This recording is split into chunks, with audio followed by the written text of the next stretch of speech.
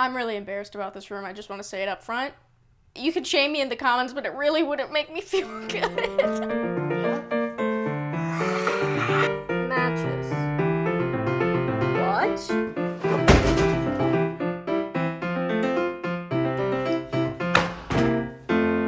So let's try that again, actually. This room started as storage. We did downsize, and it sort of evolved into a dumping ground.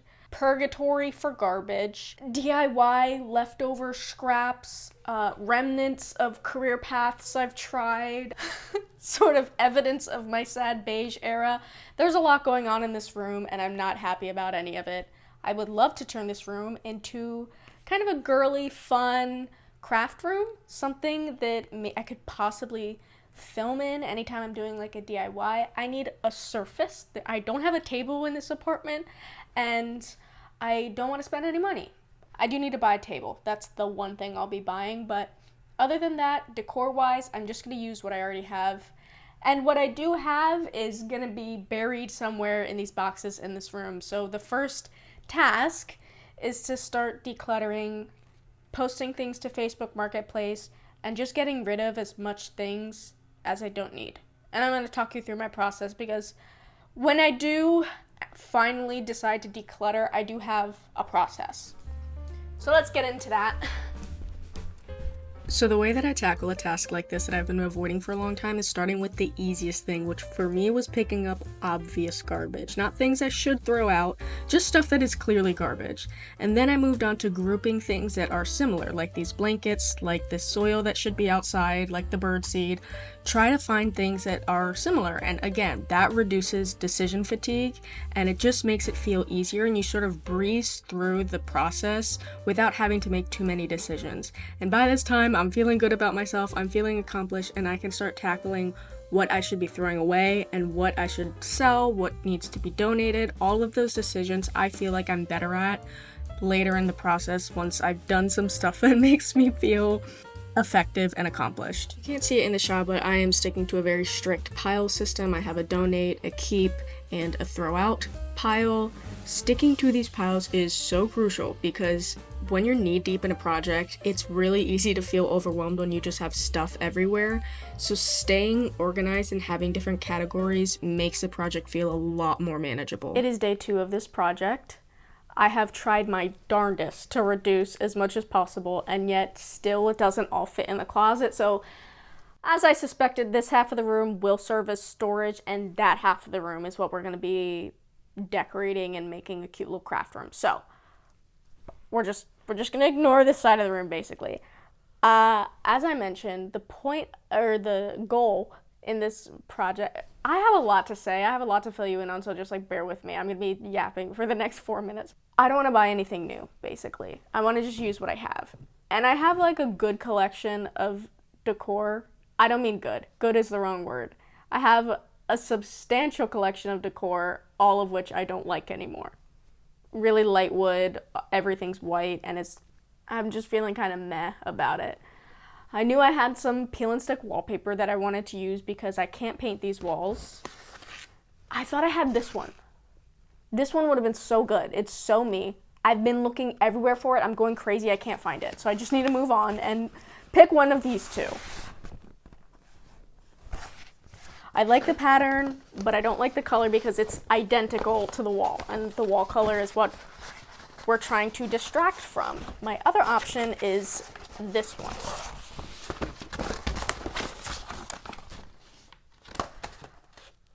I don't hate that one, obviously. I bought it, I purchased it, but I didn't buy it with the intention of actually putting it on a wall. I bought it to line dresser drawers because it makes them feel cleaner to me. So it's like, okay, we're gonna have to go with that one because I'm not buying anything. However, I was just having a hard time, like none of this feels like me anymore. Like, it's just, how do I make this work with all this like beige? And then I was going through, I feel like that guy trying to explain to you my train of thought. My mom buys me books that she used to read to me as a kid anytime she finds them at thrift stores. So I have all these like books that I loved as a child. This one was my favorite. Beatrix Potter. And then I saw this next to this.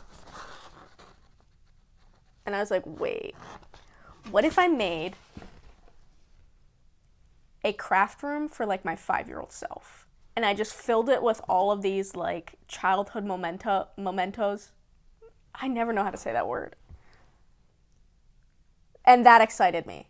And now I have like a direction and an idea and some inspiration to just like really go hard and not try to make this place look refined and well designed, because it's not going to, being that I don't have that many options, but instead just make it fun, right? So that's the idea. I'm gonna just try my best to make this as fun as possible, because honestly, the whole point of making a craft room for me is so that I don't get depressed this winter.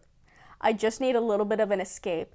And if I really go, like, escape is the word, if I go hard into creating a little bit of an escape, especially an escape that just connects me to my childhood and a simpler time when I was just happy and didn't have to worry about literally anything, I think a craft room for my 5-year-old self is just a cool, cute concept. So, some descriptors. We're going for like whimsy, we're going for playful, we're just going for like childish wonder, and a room that feels like inspiring and fun. So we first have to see if this will stick onto my textured walls, because I've never actually done peel and stick on a textured wall. So that's our next mission. Let's do that. Okay, this isn't going terribly. This particular wallpaper I think is actually pretty good for textured walls. You can still see the texture, but it's more of a vinyl than it is, like the other one I have is a sticker. I'll do a side-by-side comparison if I can remember to, but a couple things I forgot to mention. The wallpaper that I have, this one, is already cut into sections. Like, it's cut into strips for the width of the drawer that I was going to use it in. So I'm just rocking with it. I'm just going to do it, because I don't think I would have enough to go all the way to the ceiling anyway, so I'm going to do, like, halfway up the wall. And then I looked it up. I tried to find, like, inspo pictures. I was like, do people do this? Do people do wallpaper halfway up the wall? I'm kind of thinking, like beadboard, like some kind of, wall paneling. That's the vibe I was thinking. I saw nobody else do wallpaper halfway up the wall. So we'll see how it goes. Immediately, I know that I want to do, like, a trim piece across, and I have some leftover trim from doing other projects, so I'll do a little piece of trim to, like, finish off the separation. But this is hard to do, guys. This is not an easy one. I would say definitely do it with a friend. Get a second set of hands to help you. But a squeegee helps, and so does, like, a soft book to flatten it out a little bit. But yeah, that's it. I'm just gonna get going on this, and I'll give you an update. And what am I wearing, by the way?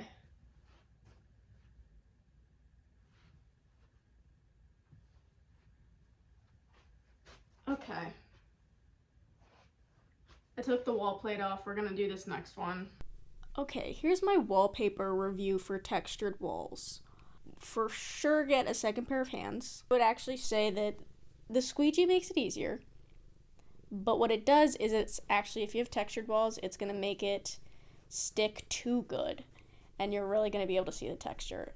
If you just use your hands to flatten it out, it will stick it on there to where it will stay in place, but it's not going to stick it so much to where it's really in all of the lumps and bumps and you're seeing all the texture. So I abandoned the squeegee probably halfway through. I think too, if you have textured walls, if you do a darker color, that would be better for sure. So yeah, I don't think it's impossible. Also, I have a very thick wallpaper. This wallpaper is like vinyl, versus the other one I have is like a sticker.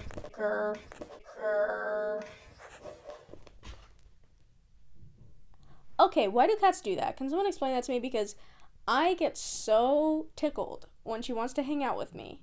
And she's purring and she's being all cutesy lovey. And I'm giving her what she wants. I'm petting her. And then she'll just bite me out of nowhere. she'll just bite me out of nowhere. And I feel unloved by her. I feel used because she only wants me for pets. And then after I give her what she wants, she attacks me.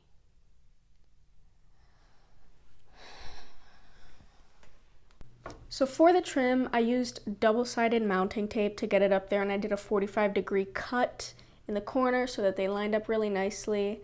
I ran out of trim. I didn't get to finish the entire wall, but luckily that trim's only like $5, so it won't be too bad. Unfortunately, that was a waste of time though, because I do need to remove it in order to paint it, which I didn't think about. But I decided to go with green because I have these green curtains. They're the only curtains I own that aren't currently in use, so I'm just gonna make them work. I think painting the trim will sort of unify the room a little bit better. I actually made these, and they came out decent for being, for me being a beginner and really never having made curtains before. They came out okay, but I went in a different direction for my bedroom. I guess I haven't introduced my table yet either. This is the table I went with. It was listed for $30. I got it for $20 because we were loading it into the car and a chunk of the leg fell off because it is 100 years old. The label is still on the bottom of the tabletop, so I did a little research on the company and that was super fun, but I was just looking and I couldn't find anything that didn't feel like super IKEA or Amazon Prime, so I went with this dining table and I'm really happy that I did. It's, needs a lot of work. It's covered in glitter and paint. It was definitely someone else's craft table, but I think if at some point I get a burst of motivation to refinish it, that this could be really beautiful. A little bit big for the space, but I thought the trade-off would be worth it because I would rather have the extra surface area, especially if I'm going to be filming in here. I'm struggling with the orientation a little bit in this room, just because I plan on filming in here every once in a while. That's my only light source, and you never want to be backlit, I've learned, so Anyway, I think it needs to stay like this in the room, but works fine for me. Now on this table, I went through like all of my stuff and I just picked out everything that aligned with the vision of my perfect childhood craft room. I guess I need to catch you up on some childhood Becca lore in order for this to for you to see the vision. She would die for a small animal. My nickname was Garden Girl. I loved like flowers, and for my birthdays always wanted a packet of seeds. So I got this, looks like for $2.